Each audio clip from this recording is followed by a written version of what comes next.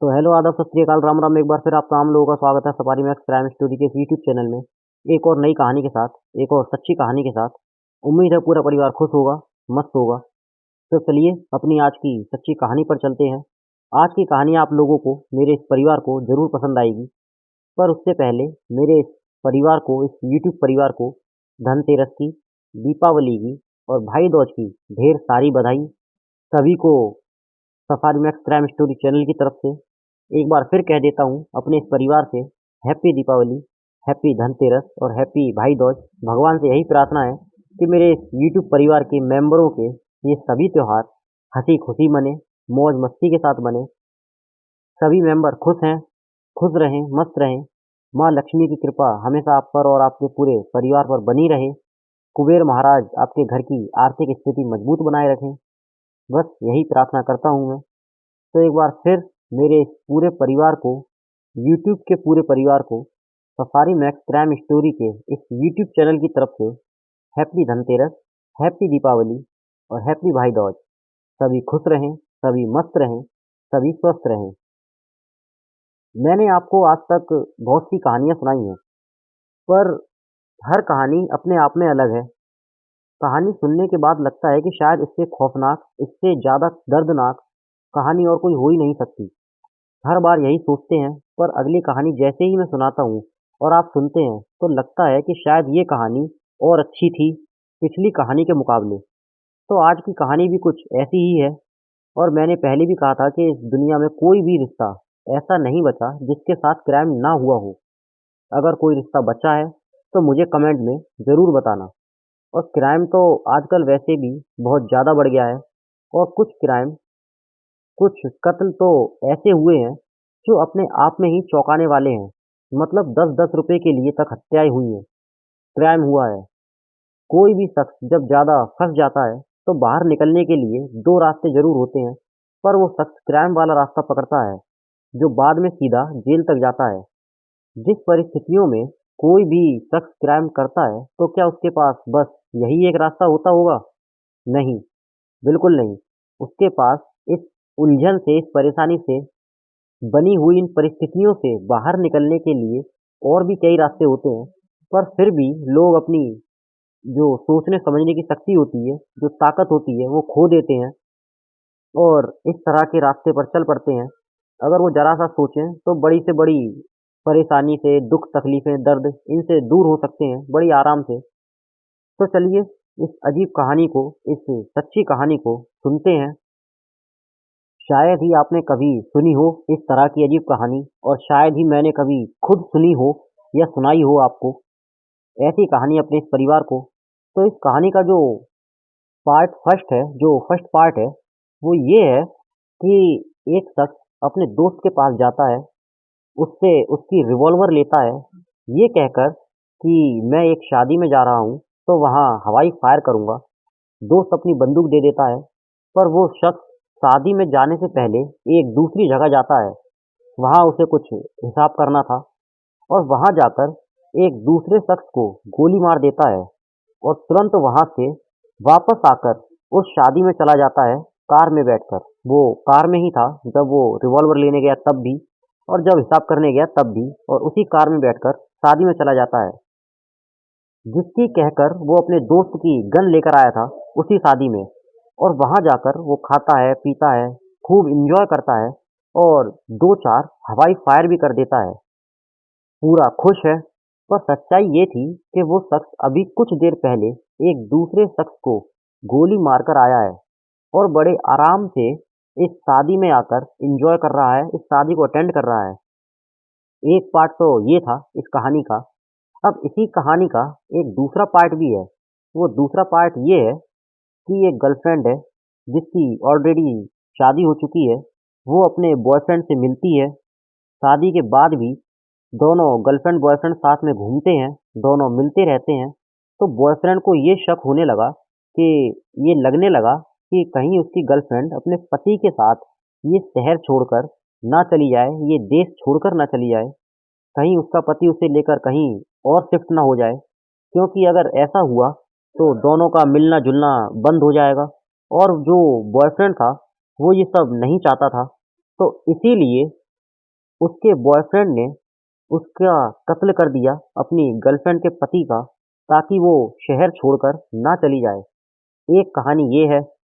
इसका दूसरा पार्ट, तो आज की कहानी भी इसी पर है, इसी के ऊपर आज की पूरी कहानी है। तो चलिए इस कहानी की पूरी सच्चाई पता करते हैं कि आखिर ये माजरा क्या है, ये मामला क्या है।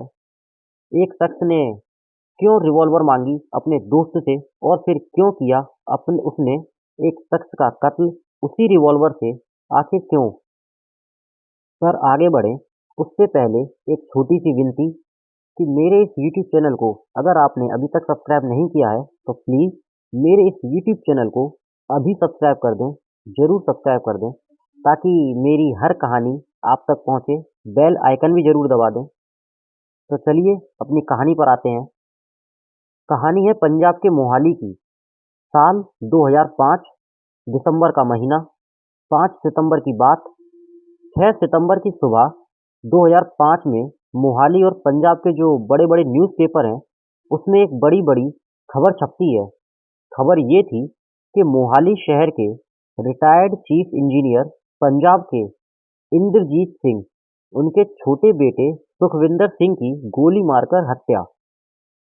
अब चूंकि एक चीफ रिटायर इंजीनियर के बेटे की इस तरह खुलेआम हत्या हुई थी, तो खबर बड़ी थी, सनसनीखेज थी। और इसके अलावा एक ये था कि जो उनका बेटा था सुखविंदर, उसकी हाल ही में शादी हुई थी और दुनिया की जानी मानी कंपनी में एक बड़े पोस्ट पर काम करता था। एक पढ़ा लिखा शख्स, एक बड़ी कंपनी में बड़े पोस्ट पर काम करने वाला।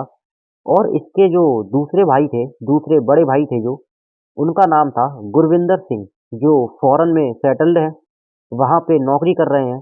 तो एक अच्छा परिवार, एक सुखी परिवार। रिटायर्ड चीफ इंजीनियर के बेटे की मौत, तो खबर बड़ी थी। हर एक जानना चाहता था इस कत्ल से जुड़े सवालों के बारे में, इस कत्ल के बारे में। तो जब ये खबर आती है, वो 6 दिसंबर 2005 को आती है, इस हत्या की खबर अखबारों में। पर उससे एक दिन पहले की कहानी पता करते हैं, 5 दिसंबर की। तो 5 तारीख की कहानी ये थी कि जो गुरविंदर सिंह था, जो देश से बाहर सेटल्ड था, वो छुट्टियों में अपने घर आता है घूमने। रात को सब लोग साथ में खाना खाते हैं, बातें करते हैं, पूरा परिवार साथ में खाना खाता है। खाना खाने के बाद जो सुखविंदर सिंह था, सुखविंदर सिंह की वाइफ है, और सुखविंदर सिंह से कहती है कि चलो थोड़ा बाहर चलकर टहलते हैं, बाहर चलकर टहल कर आते हैं, बाहर थोड़ा वॉक करके आते हैं। तो जो सुखविंदर की पत्नी है, उसका नाम था नेकी, नेकी मलवा, जो कि एक उर्दू शब्द है। खैर, पत्नी के कहने पर सुखविंदर अपनी पत्नी के साथ बाहर निकल जाता है टहलने के लिए, वॉक करने के लिए। खाना खाने के बाद बाहर जाते समय वहीं गुरविंदर सिंह, उसका बड़ा भाई, भी वहीं खड़ा था। वो भी इनके साथ हो जाते हैं टहलने के लिए। अब तीनों घर से बाहर निकलते हैं, सड़क किनारे टहल रहे हैं, वॉक वगैरह कर रहे हैं खाना खाने के बाद। पर तभी थोड़ी देर बाद गुरविंदर दोनों पति पत्नी को अकेला छोड़ देता है और कहता है कि मैं घर पहुंच रहा हूं, तुम लोग भी जल्दी से घर जाओ, घर आओ। ये कहकर गुरविंदर उनसे आगे निकल जाता है कि तभी गुरविंदर सिंह बस उनसे कुछ ही दूर निकल पाया था कि तभी उन्हें एक फायर की आवाज़ सुनाई देती है। वो आवाज़ सुनकर रुकते हैं, देखते हैं, समझते हैं। और जैसे ही गोली की आवाज़ आती है, आवाज़ आते ही सुखविंदर नीचे गिर जाता है। सुखविंदर के नीचे गिरते ही नेकी जोर से चिल्लाती है। और अब गुरविंदर सिंह, सुखविंदर के जो बड़े भाई थे, वो फायर की आवाज़ सुनकर, नेकी की आवाज़ सुनकर वापस पीछे की तरफ तेजी से मुड़ते हैं, भागते हैं। और तभी वहां से एक मोटरसाइकिल निकलती है और नेकी जोर से कहती है कि ये लोग भाग रहे हैं, जरूर इन्हीं लोगों ने कुछ किया है, पकड़ो इन्हें कोई, ये लोग भाग रहे हैं। उस बाइक पर दो लोग बैठे थे। ये बात सुनकर गुरविंदर सिंह बाइक का पीछा करते हैं, पर अंधेरे की वजह से वो ठीक से देख नहीं पाते कुछ भी। फिर वो देखते हैं कि बाइक बहुत दूर निकल गई और वो जो मोटरसाइकिल थी वो चली गई है वहां से। फिर वो देखते हैं कि सुखविंदर के गले से, गर्दन से खून निकल रहा है।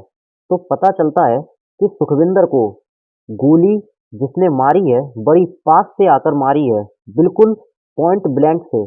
इसके बाद शोर शराबा होता है, सुखविंदर को फौरन अस्पताल लेके जाया जाता है। वहां पर डॉक्टर उन्हें सुखविंदर सिंह को मुर्दा करार दे देते हैं। अब अगले दिन पूरे पंजाब में ये खबर फैल गई, सनसनीखेज खबर थी। हर एक की जुबान पर एक ही नाम, एक ही केस, इसी केस की बातें थी। अब एक रिटायर्ड चीफ इंजीनियर के बेटे की मौत हुई थी, तो अच्छा खासा परिवार था, तो इसीलिए इधर पुलिस वालों पर भी प्रेशर था इस केस को जल्दी से जल्दी सॉल्व करने का। तफ्तीश करने में अब पुलिस ने घर वालों से पूछताछ करी, बिल्कुल भी देरी ना करते हुए।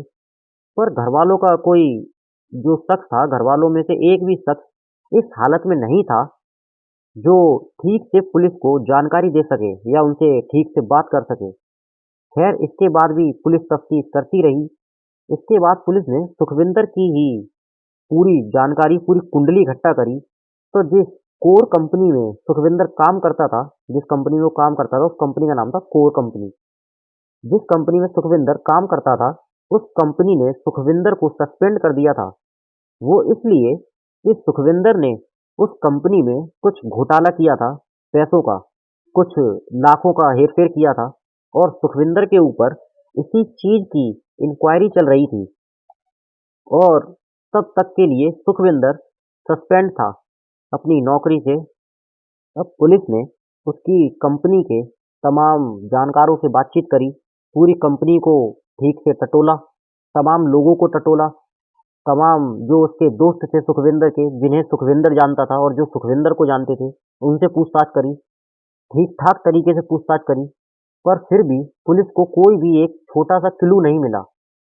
खैर, अभी तक पुलिस बस यही सोच रही थी कि शायद इन्हीं लाखों की हेराफेरी में कोई और भी होगा, और इंक्वायरी में सुखविंदर उसका नाम ना ले ले, शायद इसीलिए उसे रास्ते से हटा दिया गया हो।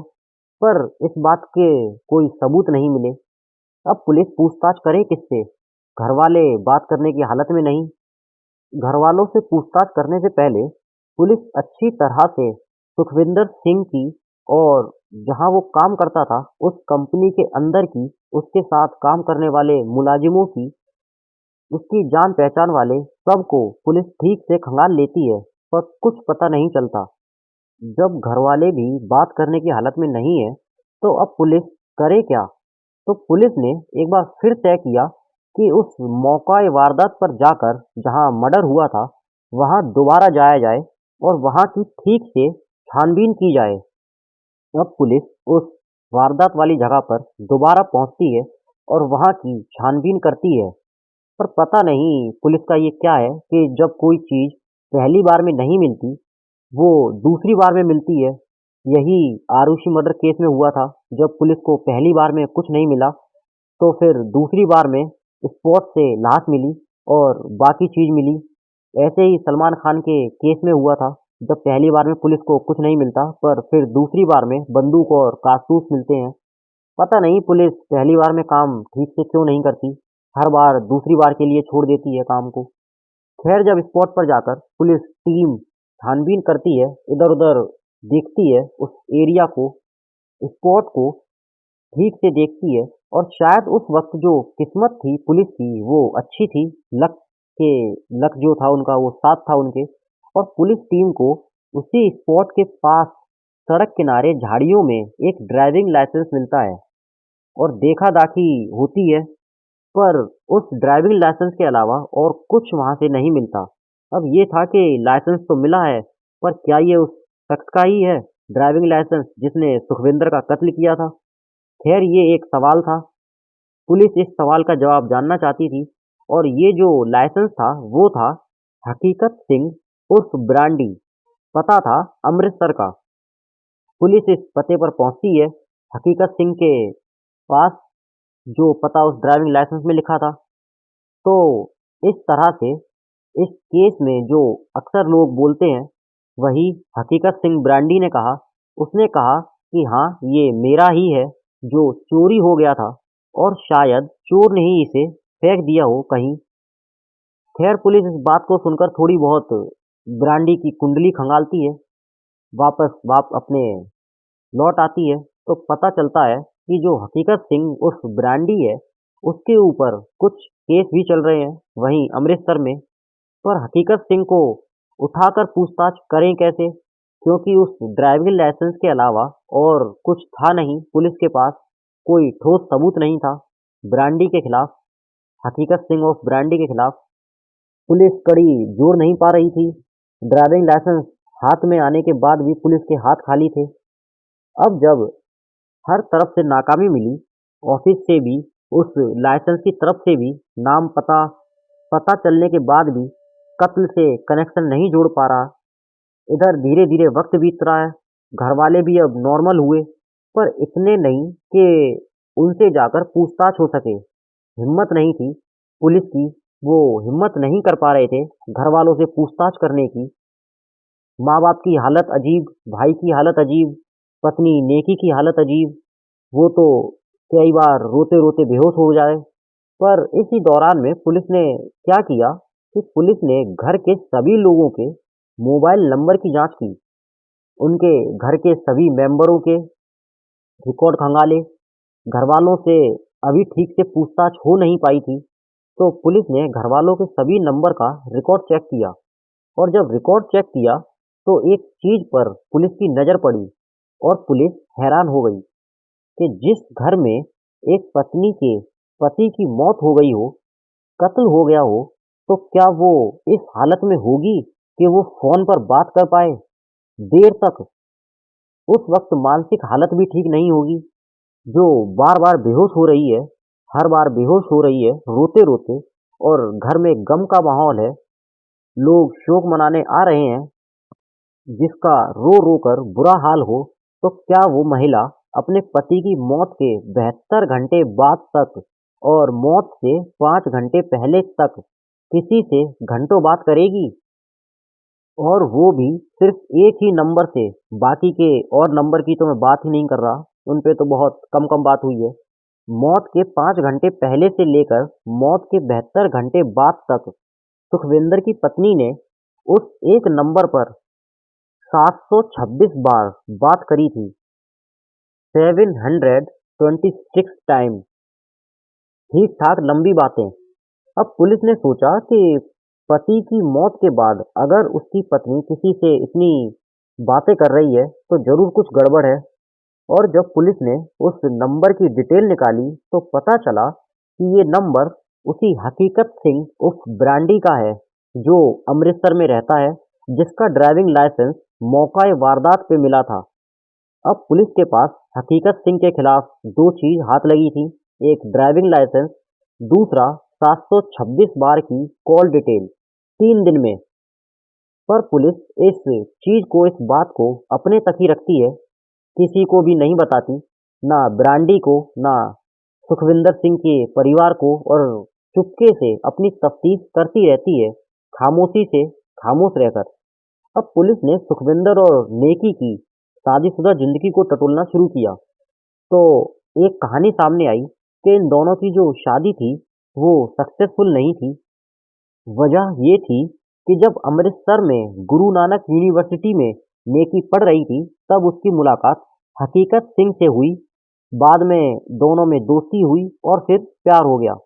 पर नेकी की जो शादी थी वो हकीकत सिंह से नहीं हुई, वो हुई सुखविंदर से, जो रिटायर्ड चीफ इंजीनियर का एक छोटा बेटा था।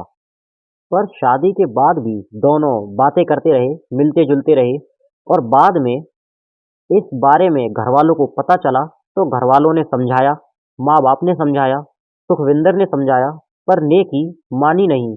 प्यार का बुखार फिर चढ़ा हुआ था। खैर, इस बात के बाद कुछ दिन बाद सब ठीक हो गया, फिर से सब मिलकर रह रहे थे, प्यार से रह रहे थे, सब ठीक चलने लगा। घर वालों ने समझौता कर लिया था, एक तरह से सब ठीक ठाक चल रहा था। अब ये था कि नेकी अगर चाहती तो हकीकत सिंह के पास चली जाती या तलाक ले लेती सुखविंदर से। ये कत्ल करने की क्या जरूरत थी। तो इस बात को जानने के लिए पुलिस अब नेकी को उठाती है और इधर हकीकत सिंह को उठाती है, दोनों को एक साथ उठाती है और थाने लाती है।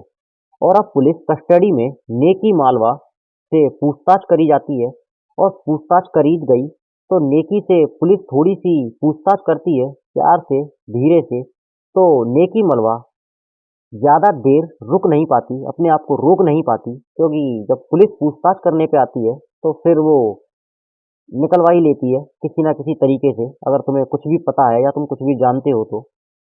और टूट जाती है थोड़ी सी पूछताछ के बाद। और अब नेकी मलवा एक कहानी सुनाती है। उसने कहा कि सुखविंदर ने जब अपना जॉब शुरू किया और उसके बाद उन पर कुछ कंपनी में फ्रॉड करने के इल्ज़ाम लगे, तो वो अपनी कंपनी से सस्पेंड हो गए थे जब तक कार्रवाई जांच पूरी ना हो जाए। और इसी वजह से सुखविंदर ने सोचा था कि बस एक बार ये जांच खत्म हो जाए तो मैं इस कंपनी को छोड़ दूंगा और इस देश को छोड़कर दुबई चला जाऊंगा अपने परिवार को लेकर, अपने परिवार के साथ। अब ये सारी बातें सुखविंदर ने ये सारी बातें नेकी को बताई कि वो दुबई में शिफ्ट होने की सोच रहा है और उसने दुबई में 2-3 बड़ी कंपनियों से बात भी कर रखी है। बस एक बार ये जांच पूरी हो जाए। अब ये बात जानने के बाद जो नेकी थी वो परेशान हो गई, दुखी हो गई। वो इसलिए कि अगर एक बार उसने देश छोड़ दिया तो वो फिर कभी अपने आशिक, अपने प्यार से, हकीकत सिंह से नहीं मिल सकती, ना ही मिल पाएगी। अभी तो ये था कि अमृतसर और मोहाली में ज़्यादा दूरी नहीं है, तो दोनों हर महीने मिल लिया करते थे, महीने में भी कई बार मिल लिया करते थे। पर अगर सुखविंदर दुबई शिफ्ट हो गया तो वो अपने आशिक से, अपने प्यार से कभी मिल नहीं पाएगी। अब इस बात से, इस चीज़ से परेशान, दुखी नेकी ने हकीकत सिंह उर्फ ब्रांडी को बताई ये पूरी बात। बात सुनकर उसे भी बुरा लगा, ब्रांडी को, उसे भी धक्का लगा, उसे भी दुख हुआ कि इधर तो जब चाहें तब मिल सकते हैं हम दोनों, पर दुबई अगर चली गई नेकी तो फिर कैसे होगा, क्या होगा, कैसे मिलेंगे? ऊपर से एक दूसरा देश। फिर इसके बाद नेकी ने हकीकत सिंह के साथ मिलकर सोचा कि चाहे कुछ भी हो जाए वो दुबई नहीं जाएगी। पूछा हकीकत ने कैसे, तो नेकी ने खुद हकीकत सिंह को आइडिया दिया था सुखविंदर को रास्ते से हटाने का। नेकी और हकीकत मिलकर दोनों प्लान बनाते हैं। प्लान बन जाता है। हकीकत पूछता है कि तुम तलाक भी तो ले सकती हो, तो नेकी कहती है कि अगर तलाक लूंगी तो जायदाद में हिस्सा नहीं मिलेगा। और नेकी चाहती थी कि वो दुबई भी ना जाए, दोनों मिलते रहें, साथ रहें, और नेकी को प्रॉपर्टी में हिस्सा भी मिल जाए। नेकी ये तीनों चीजें चाहती थी और तलाक देना इस मामले का हल नहीं था। नेकी की नज़र में इन तीनों चीज़ों ने उसे एक खौफनाक प्लान बनाने पर मजबूर किया। फिर हकीकत को बताया, उसे इस प्लान का हिस्सा बनाया। सब तैयार है, बस अब सुखविंदर को गोली मारनी है। एक पत्नी अपने पति को मारने के लिए खुद अपने बॉयफ्रेंड के साथ मिलकर एक प्लान बनाती है। 5 दिसंबर की रात जब ये अपने घर से रात का खाना खाकर बाहर टहलने निकलते हैं अपने पति के साथ, ये नेकी बाहर टहलने निकलती है और उस दिन जबरदस्ती नेकी सुखविंदर को घर से बाहर लेकर जाती है, वॉक के बहाने से। जिद करके सुखविंदर जाना नहीं चाहता था, वो लेटना चाहता था, सोना चाहता था खाना खाने के बाद, पर नेकी जबरदस्ती जिद करती है बाहर वॉक करने की, टहलने की। और वहीं घर के बाहर, घर के पास ही हकीकत सिंह उर्फ ब्रांडी सड़क किनारे खड़े होकर इन दोनों का इंतजार कर रहा था। पर जैसे ही दोनों पति पत्नी घर से बाहर टहलने निकलते हैं तो सुखविंदर का बड़ा भाई गुरविंदर सिंह भी इन दोनों के साथ हो लेता है। और इधर हकीकत सिंह सुखविंदर को गोली इसलिए नहीं मारता क्योंकि उस वक्त साथ में उसका बड़ा भाई था गुरविंदर, तो कहीं पकड़ ना ले, उसके पकड़े जाने का डर था उसे, हकीकत सिंह को। कि तभी वॉक करते करते बड़ा भाई वापस घर के लिए मुड़ जाता है, दोनों पति पत्नी को अकेला छोड़कर। और तब तक हकीकत कार में बैठकर इंतजार करता है। वो कार से आया था मोहाली में। जब दोनों अकेले होते हैं तो हकीकत सिंह फौरन कार से उतरता है और सुखविंदर के बिल्कुल पास जाकर, क्योंकि उसे पता था कि नेकी तो सब जानती है, और वो सुखविंदर के सामने खड़ा हो जाता है। सुखविंदर सिंह इससे पहले कुछ समझ पाते, हकीकत सिंह उर्फ ब्रांडी बंदूक सुखविंदर की गर्दन पर रखता है सामने की तरफ से और गोली चला देता है। गोली बिल्कुल पास से मारी जाती है, बिल्कुल पास खड़े होकर वो हकीकत सिंह सुखविंदर को गोली मारता है। गर्दन पे बिल्कुल बंदूक रखकर गोली बिल्कुल पास से मारी जाती है। गोली मारकर हकीकत फौरन वहां से भागता है, कार में बैठता है और जब आवाज सुनकर बड़ा भाई आता है तो वहीं से गोली जब चलने के बाद एक मोटरसाइकिल गुजरती है। अब नेकी बड़े भाई का ध्यान भटकाने के लिए उस बाइक की तरफ इशारा कर देती है कि इन्हें पकड़ो, इन्होंने ही कुछ किया है। और वहां हकीकत सिंह उस ब्रांडी बड़े आराम से कार में बैठकर निकल जाता है ताकि अगर पुलिस छानबीन भी करे तो इन बाइक वालों के पीछे लगी रहे, कोशिश करती रहे पर कुछ इन्हें पता ना चले, इन्हें कुछ ना मिले। बड़ा भाई अफ़सोस करता है बहुत कि जब तक वो साथ था तो उसका छोटा भाई हँस मुस्कुरा रहा था, पर उसके ज़रा से हटने के बाद, ज़रा-सा छोटे भाई से दूर जाने के बाद, छोटा भाई अपने बड़े भाई को छोड़कर हमेशा-हमेशा के लिए चला गया। जो गुरविंदर सिंह है, वो इस बात का, इस चीज़ का अफ़सोस करते हैं कि काश वो उस 5 तारीख की रात और ज़्यादा से ज़्यादा उनके साथ रहते, उन्हें अपने साथ घर तक लाते और हकीकत सिंह किसी बाइक पर नहीं बल्कि कार में बैठकर वहाँ से भागा था। तो ये सारी चीज़ थी। अपने आशिक से दूरी ना हो, दूर ना जाना पड़े, मिलने का सिलसिला चलता रहे, सिर्फ इसी के लिए एक पत्नी ने अपने पति का खून करवा दिया। दोनों पकड़े गए, दोनों के ऊपर मुकदमा चल रहा है। अब जेल में काट रहे हैं अपने दिन रात, लेकिन एक फैमिली ने अपना एक जवान बेटा खो दिया। मैं फिर उसी चीज़ पर आता हूँ कि मालूम नहीं ऐसा क्यों होता है। ऐसे सारे रिश्ते जिनके साथ जुर्म जुड़ा होता है, हर एक रिश्ता जुर्म के साथ जुड़ चुका है। कोई रिश्ता बचा ही नहीं है जो साफ सुथरा हो। अगर कोई हो ऐसा रिश्ता तो मुझे कमेंट में ज़रूर बताना।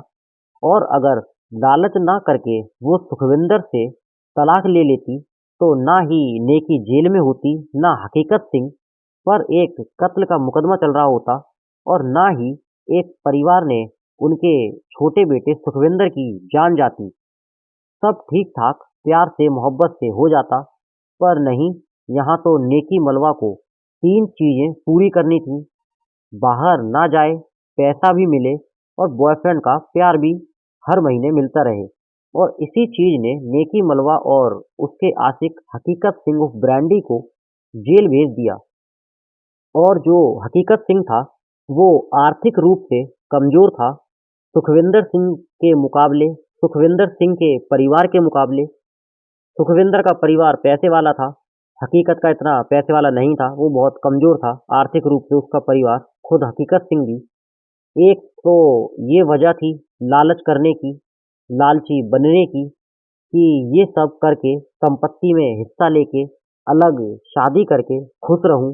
पर कहते हैं ना कि बुरे काम का बुरा नतीजा, लास्ट में इंसाफ हो ही गया। तो आज की कहानी में बस इतना ही। उम्मीद है कहानी परिवार को पसंद आई होगी। तो इस कहानी को लाइक करना, कहानी को अपने दोस्तों के साथ शेयर करना और इसी तरह की सच्ची कहानियाँ सुनने के लिए मेरे इस यूट्यूब चैनल को ज़रूर सब्सक्राइब करना। तो मिलते हैं अगली किसी सच्ची कहानी के साथ। तब तक के लिए अपना और अपनों का खास ख्याल रखना। मतलब इस मौसम में अपना भी ध्यान रखें और safari max crime story channel का भी ध्यान रखें। Please subscribe safari max crime story. Thank you so much.